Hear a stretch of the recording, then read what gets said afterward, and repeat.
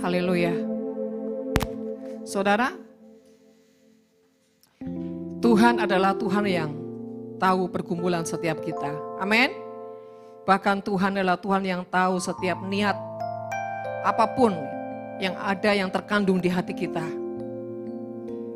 Dan saudara, sebetulnya di dalam saya ini sedang ngikutin Tuhan maunya kemana ini. Gitu ya.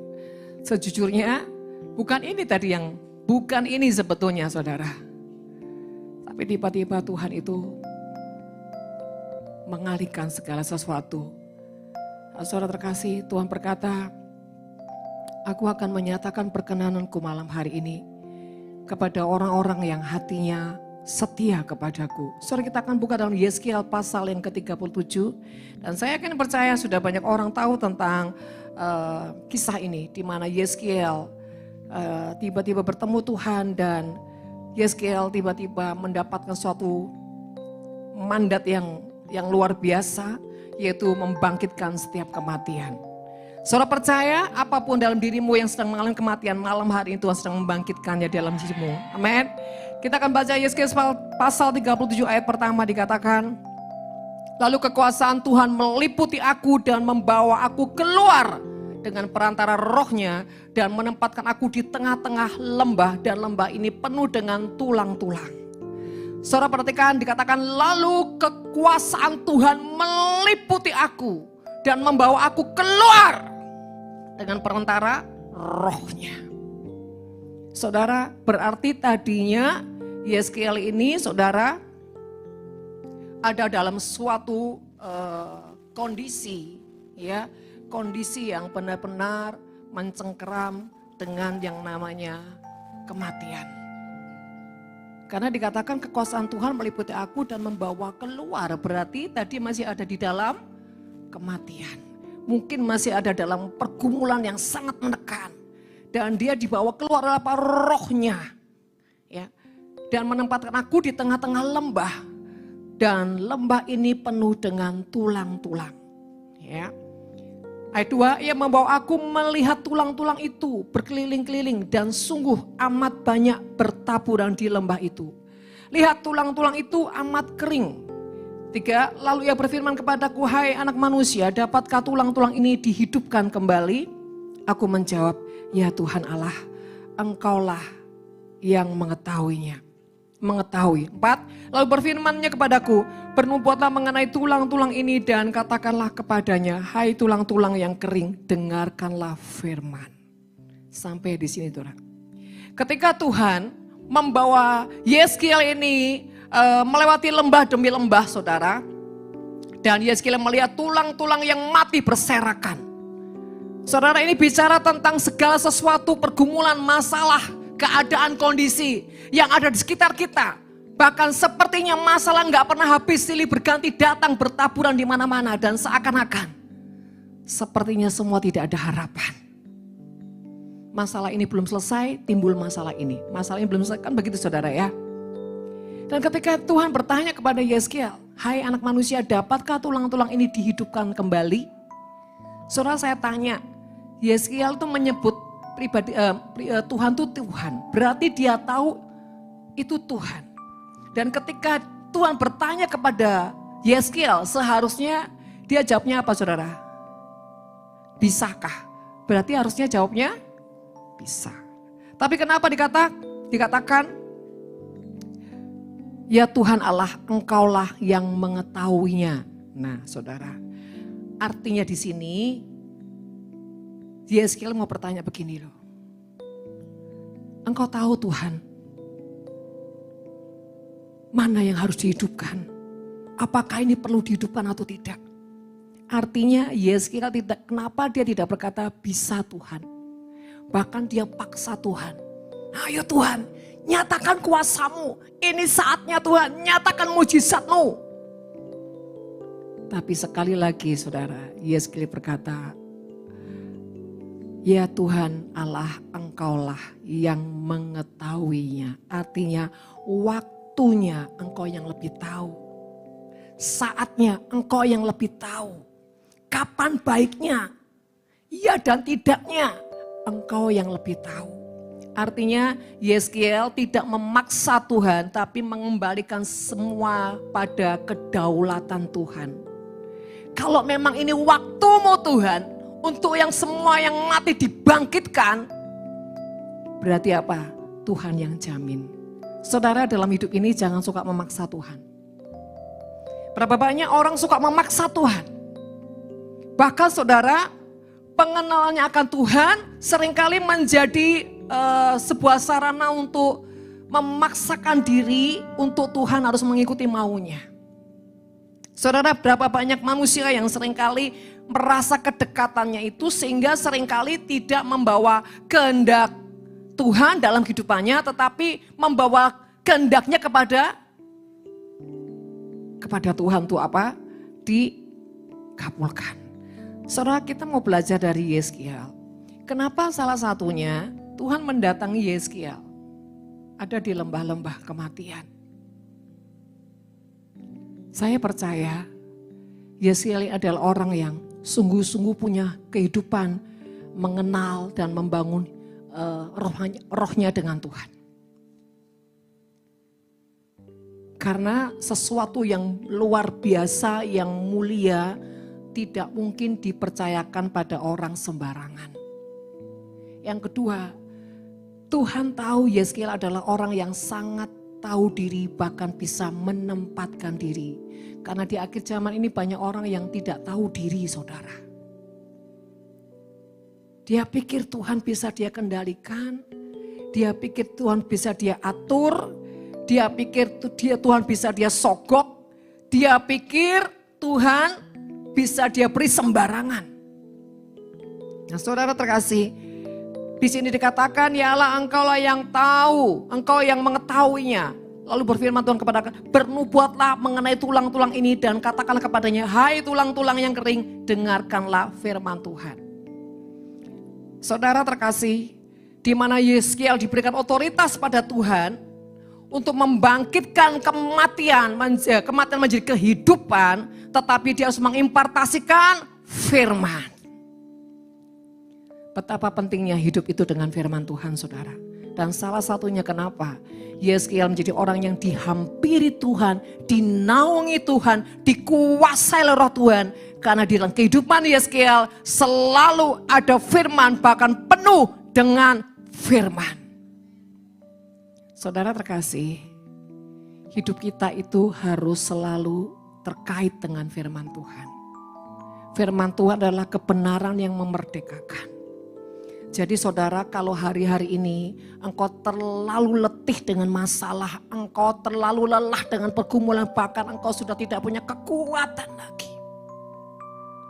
Saudara, kalau orang lemah, bahkan orang tidak berdaya, bahkan tidak punya kekuatan, berarti dia apa orangnya yang kurang? Kurang apa saudara? Kurang stamina. Kenapa kurang stamina? Kurang makan. Bu, banyak makan juga staminanya habis bu, ngantuk. Saudara, mari hari-hari ini takar dirimu. Apakah engkau orang-orang yang staminanya cukup kuat menghadapi melewati apapun?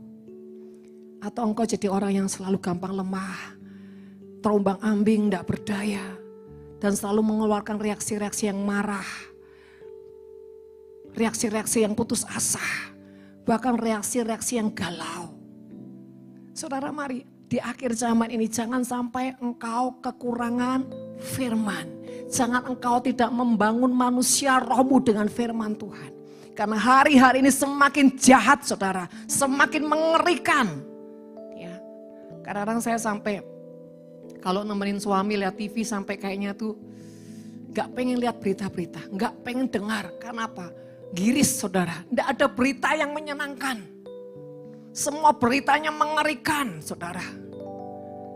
Bicara semua kalau ujungnya kalau ditarik garis kekejaman manusia. Moral-moral manusia udah mulai bejat dan tidak apa? Tidak punya moral. Mengerikan, tidak ada kabar-kabar yang baik sedikit pun saudara di televisi. Waduh, ngeri sekali saudara. Dan saya sampai gini, Tuhan, Saya ini kalau nemenin suami mau nggak mau pasti lihat televisi dan dengar kabar-kabar. Kadang-kadang saya bilang, udah Pi, setel film kungfu aja sudah. Saudara terkasih, karena kenapa kok saya selalu bilang, Pi, film kungfu nggak ada. Kenapa? Saya senang dengan apa? Peran-peran utamanya. Saya selalu belajar tentang penguasaan dirinya, kesetiaannya, pengabdiannya, saudara ya. Kalau lakon itu kan gitu saudara ya. Tapi lihat musuh celelean, oh. Makanya hidupmu tuh punya pilihan. Kau itu jadi pahlawan atau jadi musuh. Ciri khasnya gampang kalau musuh, oh. Lama saudara ya. Tidak tahu diri ya. Sombong sekali. Tapi kalau kau pahlawan sejati, musuh di depanmu bahkan nantang sekalipun. Bahkan menyiasati yang jahat. Pertama kalau saudara, engkau pahlawan sejati, engkau akan tenang. Engkau tidak akan membalas yang comberan saudara. Karena kau tahu, kau punya kekuatan lebih daripada musuhmu. Saudara terkasih. Nah, saudara terkasih, saya tuh kalau lihat film gitu sambil saya tuh nyentil suami saya. Luar biasa ya Pak penguasaan dirinya. Padahal dia loh pahlawan. Padahal dia itu waduh punya kekuatan yang luar biasa. Saudara, dan kalau misalkan sering kali yang saya lihat film-film kungfu itu saudara, melindungi keluarganya. Wis, di tengah ancaman, ya kau turunkan jabatanmu atau kau hancurkan keluargamu. Saudara dia berani meletakkan semua. Ya perguruannya yang hebat, yang luar biasa. Ya jadi papa namanya tuh diturunin saudara. Kalau enggak, nanti keluarganya habis. Satu kali saudara ada suatu pertandingan musuh menantang begini. Kalau kamu nggak mau bertanding, ya, kamu akan diturunkan ya jabatanmu sebagai pemimpin, ya bela diri terbesar atau keluargamu. Saudara, saya melihat saudara seorang tokoh yang luar biasa. Dia nggak gubris musuhnya dan istrinya dalam kondisi yang mengandung, saudara. Dia jagain istrinya. Diajakin dansa suaminya. Pada saat dansa saya bilang suami saya gini, wah so sweet ya Pi, Papi bisa gitu enggak ya?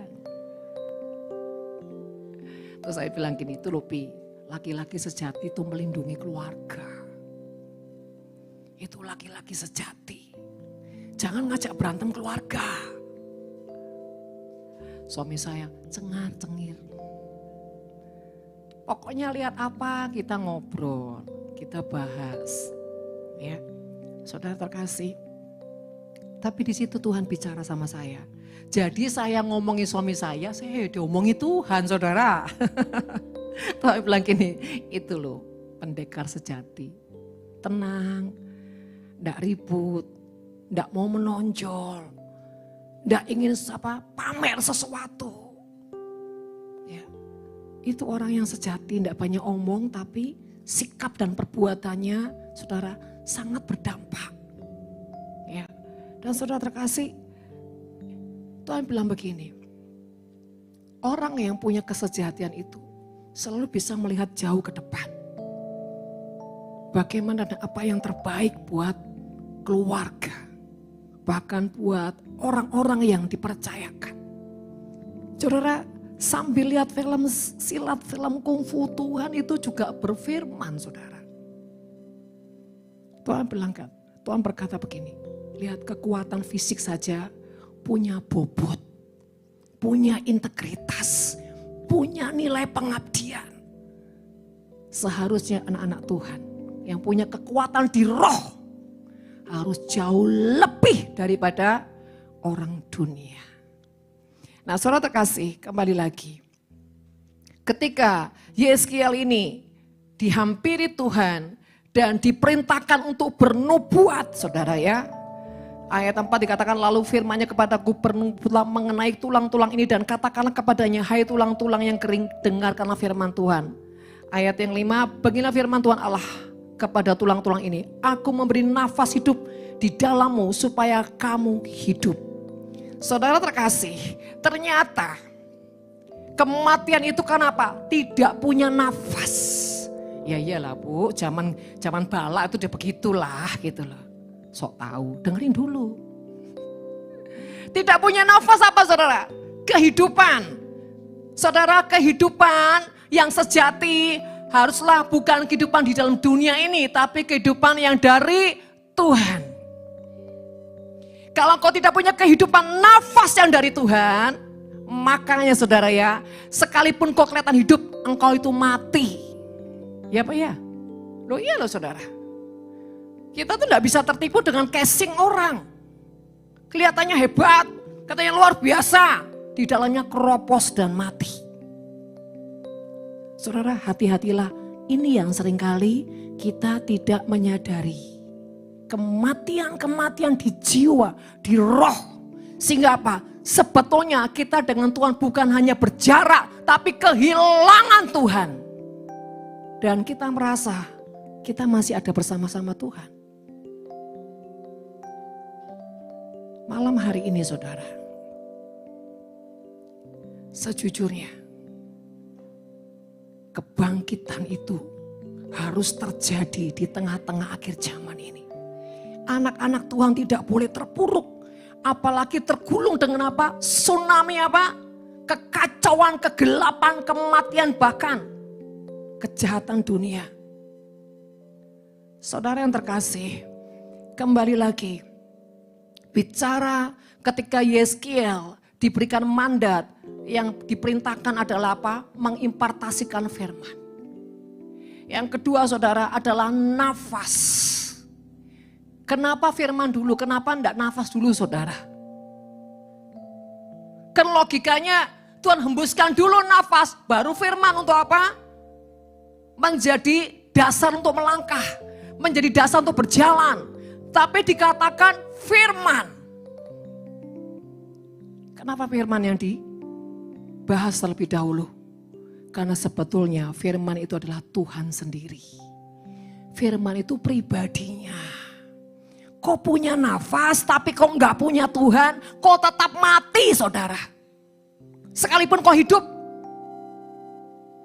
Kalau enggak percaya saudara lihat ke rumah sakit orang-orang yang koma. Dia tetap bisa nafas walaupun koma, tapi dia tidak punya kehidupan. Saudara, anak-anak Tuhan juga banyak mengalami seperti itu. Buktinya apa? Dia nggak mengerti suara Tuhan, dia nggak ngerti kehendak Tuhan. Berarti apa? Dia tidak punya kehidupan firman.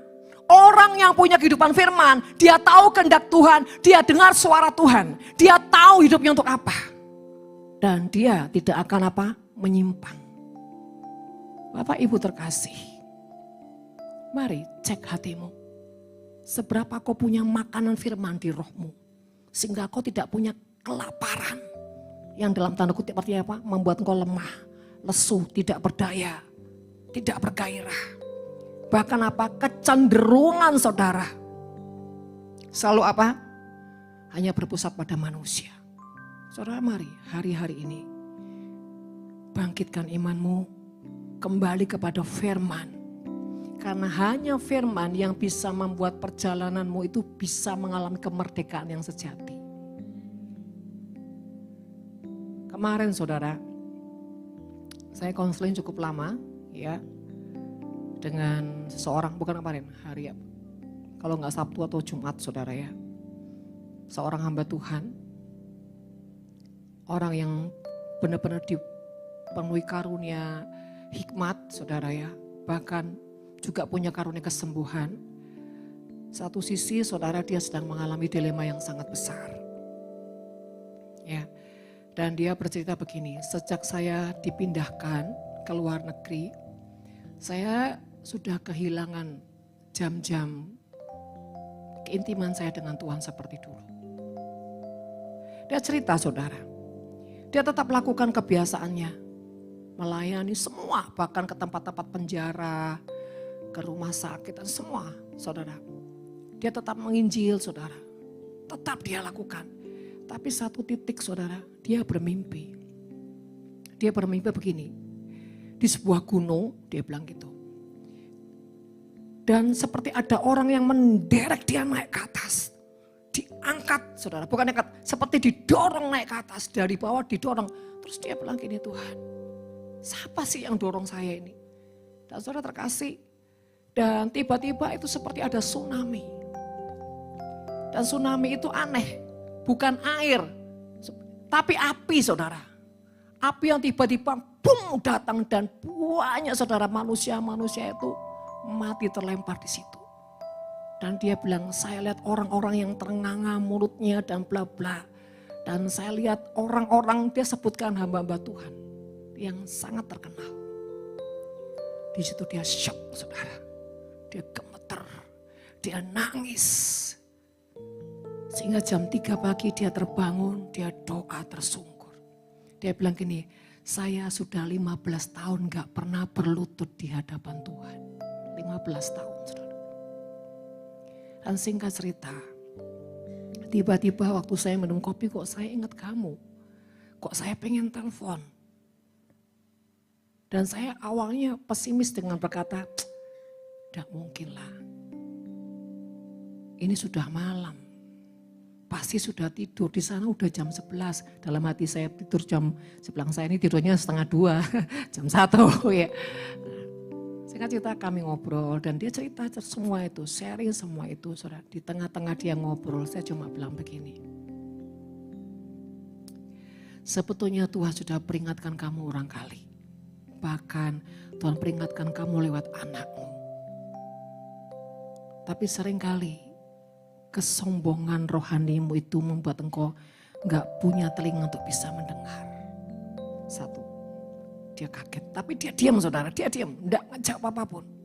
Yang kedua, saya bilang, Tuhan tegur kamu lewat sakit.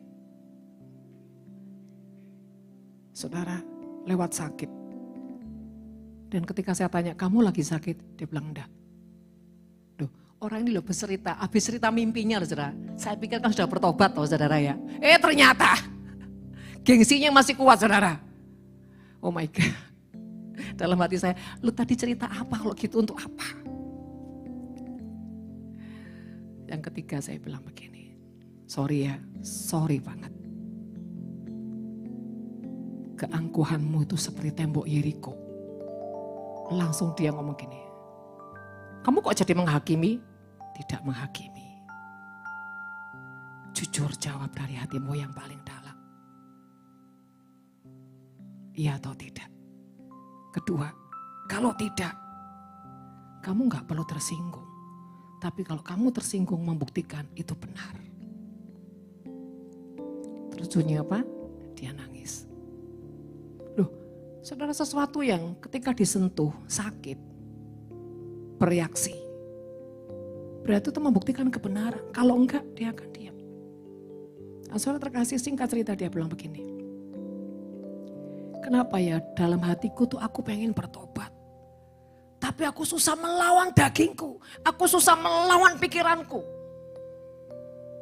Kenapa ya? Dia sampai ngomong itu sampai dengan segenap hati sampai kayak orang tuh stres saudara. Kenapa ya? Kenapa? Aku tahu, aku ngerti tapi kenapa aku susah melawan diriku sendiri. Saya bilang gini, itu keputusan. Bukan pilihan. Keputusan. Kalau engkau tahu itu jurang neraka, engkau tahu itu bukan Tuhan, keputusanmu. Dan orang seperti engkau bukan harus memilih lagi, tapi beri keputusan dalam tindakan. Kebaskan semua itu, putuskan karena kau tahu itu bukan Tuhan.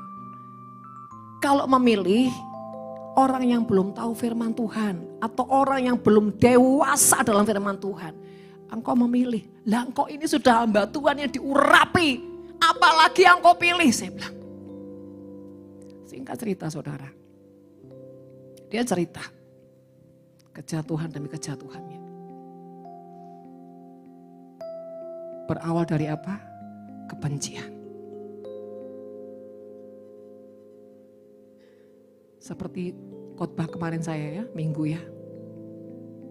Hati-hati dengan spirit kebencian. Itu seperti kanker. Bukan stadium 2 dan 3. Stadium 4. Kalau kau biarkan.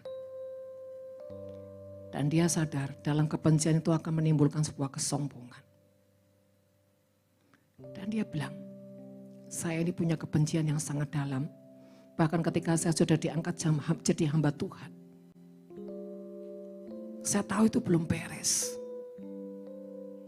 Sampai ujungnya saya diurapi Tuhan. Itu belum beres. Tapi yang menjadi pertanyaan, kenapa Tuhan mengurapi saya? Loh, dia salahkan Tuhan lagi, saudara. Kasihan ya Tuhan ya. Saya bilang begini, saya tanya sama kamu. Kalau pada saat itu Tuhan tidak mengurapimu dan tidak memakaimu, saya tanya, kamu akan jadi orang semakin merajalela dalam kebencian atau semakin baik? Dia diam, lumayan lama dia diam. Mungkin dia merenungkan, dia ngobrol mungkin dengan Roh Kudus, saya cuma diam. Saudara, dia mungkin lagi mengingat-ingat. Singkat cerita akhirnya dia bilang, iya aku ingat pada saat itu aku melihat orang yang dipakai Tuhan luar biasa. Dan hatiku tuh jealous. Dan dia bilang gini sama Tuhan, ini persis seperti anak bungsu saudara. Dia bilang gini, Tuhan, kalau Engkau tidak pakai aku seperti itu, gimana aku bisa memuliakan namamu? Wis. Tuhan kok dikelabui saudara ya. Singkat cerita, dalam kemarahannya dia bilang gini, izinkan Tuhan pakai hidupku. Aku akan senantiasa memuliakan namamu Tuhan. Dan saudara tahu, dia bilang 3 bulan dia doanya itu terus, tidak doa yang lain. Singkat cerita, ini seperti orang maksa Tuhan. Dan Tuhan izinkan. Nah, disitulah saya bilang, ini loh perbedaan antara kehendak Tuhan dan seizin Tuhan. Saudara mau tahu, kalau seizin Tuhan itu seperti peristiwa Saul. Bangsa Israel kepingin punya raja. Padahal Tuhan bilang, aku raja yang harus kau hormati, engkau tunduk. Tidak mau. Aku pengen raja manusia. Tuhan bilang nanti, tidak bisa, sekarang pokoknya harus punya raja. Singkat cerita karena bangsa Israel begitu keras kekeh, diberikannya raja. Tapi bukan kehendak Tuhan. Ujungnya segala sesuatu kalau hanya seizin Tuhan, pasti ujungnya apa? Hancur saudara. Karena kalau tidak diizinkan, bangsa Israel semakin jahat, semakin luar biasa mengerikan. Seperti anak bungsu, kalau nggak dikasih, nanti tambah apa? Jahat. Mending anak bungsu saudara ujungnya bertobat. Jadi kalau Saul nggak ada pertobatan sama sekali. Tapi kalau Daud adalah orang yang dikehendaki Tuhan. Dipilih, ditetapkan Tuhan. Bahkan Daud adalah orang yang dikejar-kejar Saul, dikejar-kejar musuh. Bahkan beberapa kali nyawanya nyaris mati. Apalagi waktu peristiwa Siklak saudara. Tapi sekali lagi, apapun maut di depannya, kalau dia adalah orang yang dikehendaki Tuhan, Tuhan akan membuat dia diluputkan, bahkan dibawa naik lebih lagi. Saudara gini, hidup ini kita punya pilihan. Kita mau orang yang diizinkan Tuhan dalam hal apapun, atau yang dikehendaki Tuhan dalam hal apapun. Temenan lah. Lagi gak kepepet bilang dikehendaki Tuhan. Lagi kepepet, Tuhan bu ya sekali-kali seizinmu gak apa-apa toh Tuhan. Jadilah orang yang selalu, biarlah kehendakmu yang jadi Tuhan. Jangan maksa Tuhan. Percayalah. Waktu Tuhan pasti yang terbaik. Walau kadang tak mudah dimengerti. Lewati cobaan, ku tetap percaya waktu Tuhan pasti yang terbaik. Tapi wis kepepet Tuhan. Ya apa kalau the power kepepet ini Tuhan? Bisa nggak Tuhan nolong saudara dalam kondisi yang kepepet? Bisa nggak? Sebenarnya belum waktunya, tapi saudara terus akhirnya Tuhan tolong? Bisa. Tapi tidak mengubah hidupmu saudara. Karena apa? Engkau belum menjadi pribadi yang kairos dengan Tuhan. Tuhan bisa. Mau kayak apa, mau diturutin sama Tuhan. Tapi kalau belum waktunya Tuhan, biasanya tidak maksimal dan ujungnya juga tidak abadi. Apapun itu saudara. Saya pernah melewati dalam segala lembah, bahkan lembah kematian saya pernah lewati. Saya bilang, Tuhan kok saya nggak sembuh-sembuh, Tuhan ini gimana? 3 bulan terkapar di ranjang, waduh sampai tulang rasanya, aduh. Tapi selalu Roh Kudus bilang, tunggu waktu Tuhan. Saudara terkasih, saya pernah ngalamin sakit seperti sudah badan tinggal tulang, seperti kayak tengkorak saudara, sudah benar-benar tengkorak di ranjang. Dan setiap kali hamba Tuhan datang, tidak doakan tapi menghujat. Selama 3 bulan, saya harus terdampar cuma di ranjang. Tapi ternyata di balik semuanya itu, ketika Tuhan memulihkan saya, Dia bukan cuma memulihkan saya, tapi Dia mengangkat saya lebih dan lebih dan lebih. Saudara terkasih, sekali lagi, orang-orang yang dicintai Tuhan selalu berproses.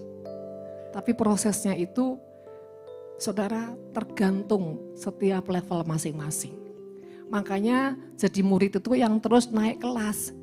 Ya, jangan tinggal kelas. Nanti bosan sama prosesnya kalau tinggal kelas. Loh kok gini-gini terus Tuhan, lah enggak naik kelas. Ya, ujian ini terus. Tapi kalau kau naik kelas pasti beda. Bicara penguasaan dirinya tetap beda. Pengampunan tetap beda.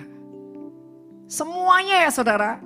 Kelihatannya gini, seperti orang sekolah. Di sekolah ada matematika, bahasa Indonesia, bahasa Inggris. Nanti saudara kuliah juga sama, kecuali bidang tertentu saudara. Tapi kan sama. Dalam Tuhan juga gitu. Apa sih kalau sekolah dalam Tuhan? Semua berkulit di buah roh.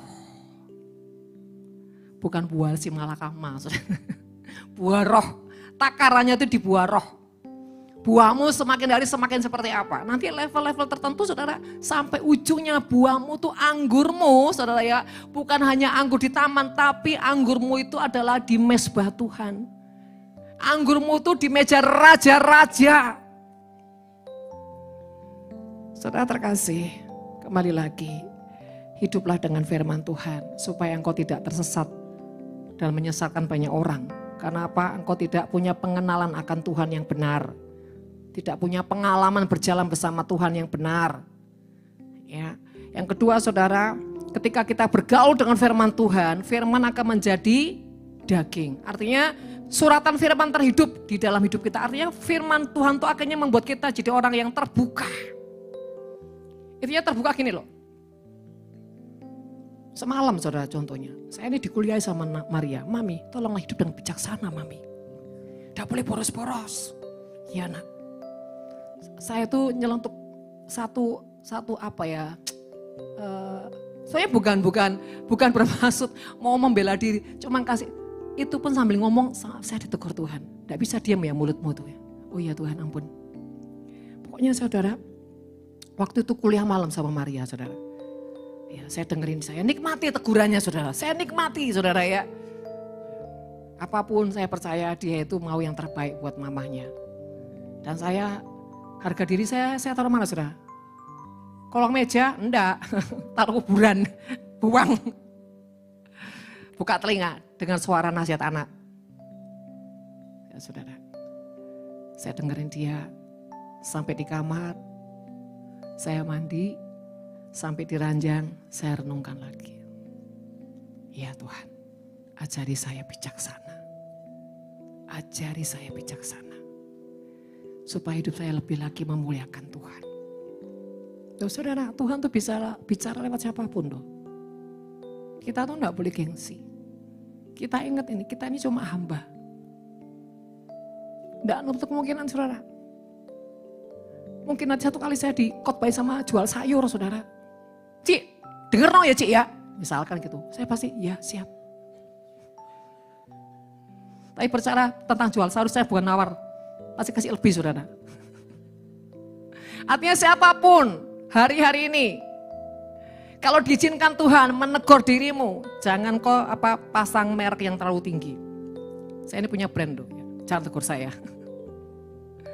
Justru kalau saudara itu diuji Tuhan, yang ujungnya itu membuang keangkuhan, kesombongan, dan punya telinga yang mendengar, engkau sebetulnya lagi di perkenanan Tuhan. Jangan sampai saudara enggak ngeh. Percayalah saudara. Ya, apalagi kalau Elisa yang negur saya saudara. Mami, dengerin mami ya. Pengacara saudara. Ya. Kalau sama dia saya enggak bisa berbantah satu kata pun. Baru mau dengerin dulu mami. Belum satu lagi saudara. Yang gede. Mami, biasa gitu mami. Iya. Menantu saya tok, saya enggak pernah nasihin saya. Ojo gitu tan, enggak wani ngawur kamu tuh tan. Saya tuh mertua sejati, tenang aja. Ya, saudara terkasih. Sebelah saya, wah, hakim yang adil saudara. Tapi saya selalu buka hati apapun anak-anak saya bicara. Karena saya tahu justru itu kemudian ditempa dari dalam. Karena anak saya juga mau lihat reaksi maminya apa sih kalau ditegur. Dan saya percaya saudara, sarana yang terbaik itu adalah ketika kita diproses lewat orang-orang dalam kita. Bukan orang luar, orang dalam kita. Bagaimana kita mengeluarkan reaksi. Ya. Walaupun kadang-kadang gini, kalau kita udah terlalu capek saudara ya, udah capek banget ya. Wajah kita ini kan kayak enggak mood kelihatannya ya. Jadi kelihatannya kalau dikasih teguran tuh sepertinya kayak enggak suka gitu. Padahal bukan enggak suka, ini capek ini gitu loh. Tapi saudara itu pun ya, Tuhan tegur loh. Bisa enggak raut wajahmu tuh kayak juwet gitu. Senyum. Ya. Loh saudara, ini ditarik-tarik Tuhan loh saudara. Seperti doa Yabes. Supaya apa? Diberkati. Ya saudara terkasih, sekali lagi hari ini, malam hari ini, percayakah engkau bahwa Tuhan sedang membangkitkan tulang-tulang mati dalam hidupmu? Masalahmu, pergumulanmu, apapun itu yang kau anggap mati, hopeless. Dia sedang datang kepadamu. Bisakah tulang-tulang mati itu hidup kembali? Tuhan tanya kepadamu. Saudara belajar seperti Yeskiel ya. Tuhan engkaulah yang lebih tahu. Jangan begini, iya Tuhan ayo cepetan, jangan pakai lama. Loh jangan gitu saudara. Dipancing udah langsung. Ya saudara, katakan Tuhan, engkau yang tahu waktu yang terbaik. Kapan kau memulihkan hidupku. Kau tahu yang terbaik. Kapan kau harus angkat hidupku. Kau tahu kapan waktu yang terbaik. Engkau pulihkan keluargaku. Dan engkau tahu kapan yang terbaik. Engkau pulihkan ekonomiku. Tapi dengan catatan, kalau Tuhan berkata, nak ini waktunya. Jangan pikir-mikir saudara. Terus gimana caranya Tuhan? Nanti gini Tuhan, lagi gini Tuhan. Banyak omong saudara. Ikuti hatinya, hati Tuhan yang berbicara di hatimu. Saudara terkasih, ketika Yeskiel mendapatkan mandat seperti itu, saudara, dan dia mulai melakukan instruksi-instruksi tepat seperti yang Tuhan mau. Jangan kita ini keluar dari instruksi Tuhan, saudara. Dengan kebenaran kita, ya, dengan emosinya kita, bahkan ngajari Tuhan, jangan. Step by step. Ingat ya, kalau Tuhan itu selalu step by step. 1, 2, 3, taatnya tuh begitu. 1, 2, 3, taat. Kenapa? Ini supaya dimotivasi atau gini, sedang dimurnikan imannya terus sampai dia percaya, sampai ini terus saudara. Itu caranya Tuhan, membentuk imanmu ini sampai kau benar-benar yes. Gitu saudara. Karena ketika kau yes itu belum tentu dalam hatimu yes. Cuma di mulut, begitu pulang, terus tapi gimana Tuhan? Ini sepepet loh Tuhan. Ingat saudara, ketika kau yes, hatimu harus yes. Sampai pikiranmu yes. Satu kali saya belajar tentang psikologi saudara. Dan situ ada sebuah cerita, seseorang yang dia berhasil dalam kondisi yang berantakan hancur, bahkan sampai dia jadi orang yang sangat miskin saudara. Dan singkat cerita saudara, seseorang bapak ini ketemu dengan anak muda saudara. Dan anak muda ini memberikan sebuah arahan kepada bapak ini. Terus dalam arahan itu bapak bilang ini, ya aku percaya. Tapi begitu anak muda ini pergi saudara, bapak ini bilang gini lagi, tapi gimana ya, apa iya ya? Tiba-tiba saudara muncul sebuah pengertian di hatinya. Kalau hatimu belum sampai amin, itu berarti mujizat masih jauh. Yang kedua, kalau pikiranmu belum sampai amin, itu mujizat juga masih belum. Jadi disitulah saya menyimpulkan, ternyata yes, amin itu bukan cuma di mulut, sampai di hati ada sesuatu yang bangkit. Yes, yes. Nah caranya gimana saudara? Caranya perkatakan terus, aku percaya Tuhan, aku percaya, pasti terjadi. Pasti ini kan mompa saudara. Ini kan menghancurkan semua di bawah alam sadar kita yang rasanya gak percaya, yang trauma, yang seperti itu sudah dihancurkan. Kenapa? Ketika kita memperkatakan, sampai telinga kita dengar, maka iman ini bangkit. Bahkan saudara, kalau iman ini bangkit, maka sampai di pikiran kita bilang, yes, setuju. Pasti gak lama jadi saudara. Saya lagi mempraktekkan ini hari-hari ini. Itu suatu ramuan saudara. Gimana caranya yes itu sampai ke hati, bangkit, sampai ke imajinasi. Kalau udah sampai ke pikiran, gak lama pasti datang. Saudara terkasih, hari-hari ini, kenapa salah satunya Yeskiel itu diperintahkan Tuhan itu apa? Memerintahkan tulang-tulang. Hari-hari ini kau harus rajin deklarasikan. Membalikkan keadaanmu. Jangan cuma diem. Perkatakan sama dirimu sendiri. Aku ini lebih dari pemenang. Aku ini tangguh, aku ini kuat, aku ini setia. Perkatakan sama dirimu sendiri, pada jiwamu sendiri. Perkatakan. Tapi saudara, perkataan itu harus juga sesuai dengan perbuatanmu. Sekali lagi kenapa Yeskiel jadi orang yang dipercaya Tuhan tuh apa melepaskan buat kebangkitan. Karena kehidupannya selalu bersama Tuhan. Karena Tuhan itu dia tidak akan pernah menghampiri orang yang bahkan dia manunggal kalau dalam dirinya tidak punya landasan hidup takut akan Tuhan. Ingat murid-muridnya. Murid Yesus 12 murid. Itu pertama datang, Yesus gak bikin apa-apa saudara. Yesus mengajar. Sudah mengajar, sudah berjalan waktu, baru Yesus bikin apa? Mujizat. Dan terakhirnya Yesus mengimpartasikan rohnya. Kenapa? Mereka sudah ada basic, sudah ada pondasi apa? Kebenaran yang dari Tuhan. Saudara, kalau kita mau ya, kita ini adalah orang yang selalu dekat dengan mujizat, engkau harus punya landasan firman yang kuat.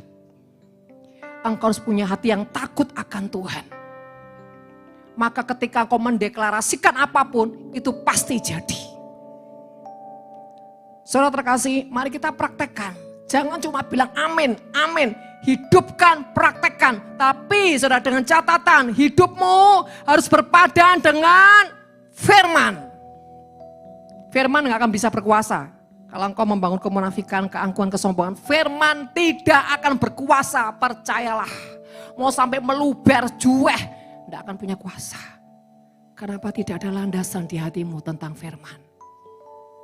Tapi kalau engkau jadi orang melakukan firman Tuhan, itu kau punya landasan yang ilahi. Apapun yang kau imani, jadi. Sekali lagi Bapak Ibu saudara kasih, mari. Selalu dekat dengan Tuhan, bergaul dengan firman-Nya dan dengar-dengaran apa perintahnya. ikuti dan ikuti. Ya, mari kita menyembah Tuhan.